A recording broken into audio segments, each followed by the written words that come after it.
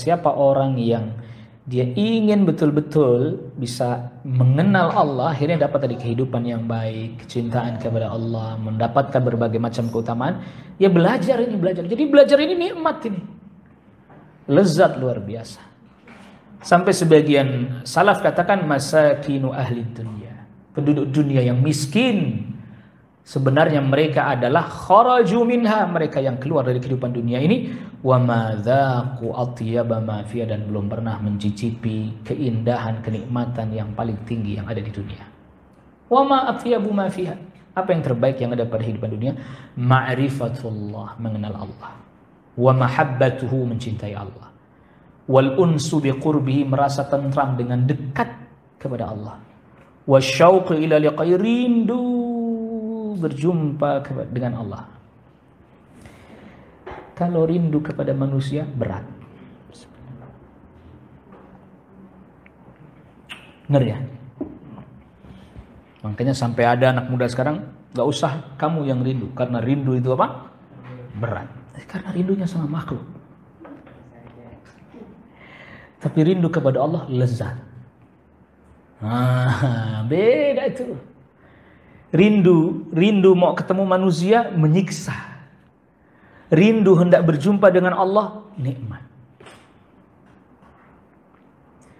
Maka bagi para nabi, para rasul, kematian itu jalan untuk melepas kerinduan. Secara manusiawi semua orang takut mati, semua secara manusiawi. Tetapi ketika orang berusaha belajar memahami, maka itu adalah pintu menuju kepada pelepas kerinduan. Maka para nabi dan para rasul, kendati pun mereka menjelang wafat diberi pilihan, mereka gak akan ada yang milih tetap hidup di dunia, gak ada.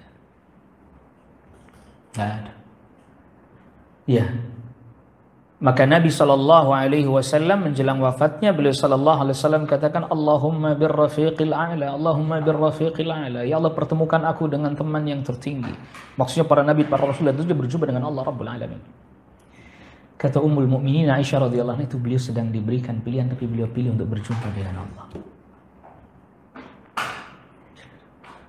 Itu kalau bukan dia betul-betul mengenal Allah, tentu Nabi sangat mengenal Allah. Jadi rindu berjumpa dengan Allah itu kenikmatan malahan. Tapi kalau rindu ketemu orang kan tersiksa ya. Kalau nggak ketemu itu tersiksa ya. Tapi berjumpa dengan Allah, selama dia menahan kerinduannya dengan beribadah, bermunajat kepada Allah, itu kenikmatan luar biasa.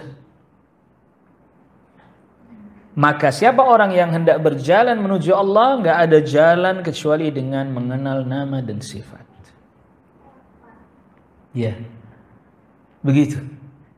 Bahkan ini ada perkataan menarik dari Al-Imam Ibnu Qayyim. Perkataan luar biasa.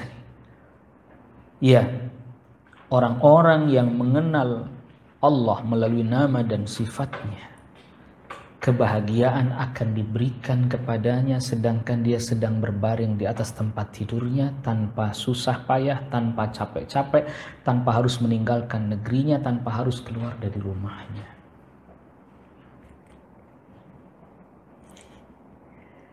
Maka Nabi SAW itu tidak pernah rekreasi. Antum tidak akan sanggup itu. Nabi SAW setelah beliau jadi Nabi dan jadi Rasul itu tidak pernah safar kecuali hanya untuk dua keperluan. Yang pertama jihad, yang kedua haji atau umrah. Ada Nabi rekreasi itu. Kita tidak katakan bahwa nggak boleh, selama itu tidak ada yang haram boleh. Tapi Nabi SAW tidak pernah pergi untuk rekreasi. Beliau safar cuma untuk dua setelah jadi Nabi jadi Rasul. Jihad, haji, umrah. Udah itu aja. Pernah Nabi SAW rekreasi? Gak pernah. Cukup di rumahnya. Allah.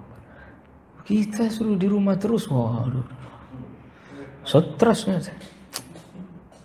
Makanya pas giliran dibuka langsung tempat-tempat hiburan penuh. Wah, itu kan gitu ya. Iya.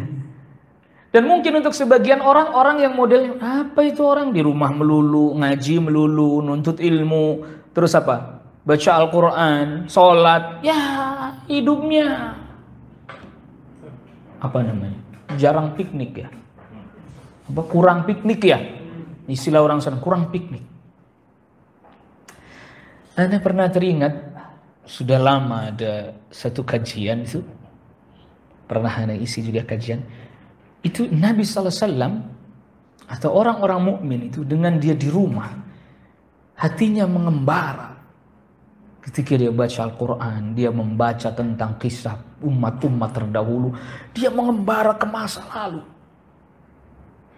Tentu apalagi baca hadis-hadis yang sahih kan, mengembara dia di masa lalu. Apalagi ketika dia membaca kehidupannya para sahabat, sampai seakan-akan itu dia mengalami kehidupan dan keadaan-keadaan yang dialami para sahabat. Jadi itu belajar sirah juga kalau udah sampai tahapan begitu tuh asyik tuh, nikmat.